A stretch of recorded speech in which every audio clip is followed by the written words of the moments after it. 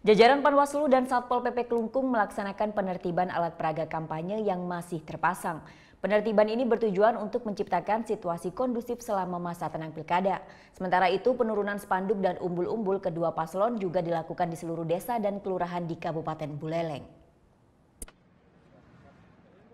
Masuki masa tenang pilkada, jajaran panitia pengawas pemilu dan Satpol PP Kelungkung menertibkan alat peraga kampanye yang masih terpasang Senin pagi.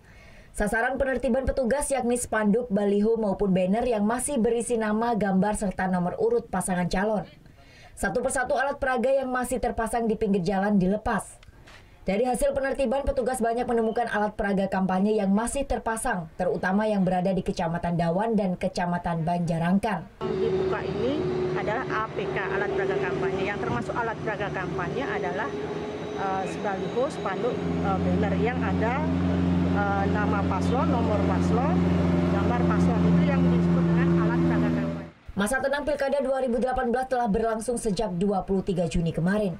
Selain pemilihan gubernur dan wakil gubernur, dalam Pilkada 27 Juni mendatang, Kabupaten Kelungkung juga melaksanakan pemilihan bupati dan wakil bupati. Sementara itu, ratusan alat peraga kampanye yang masih terpasang di masa tenang kampanye juga diturunkan paksa oleh petugas gabungan Panwasli dan Polisi Pamong Praja Kabupaten Buleleng Senin pagi.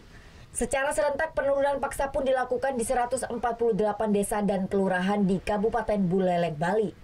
Tim Liputan melaporkan untuk NET. Oh ya beneran? Iya, oke. Tapi gue pernah.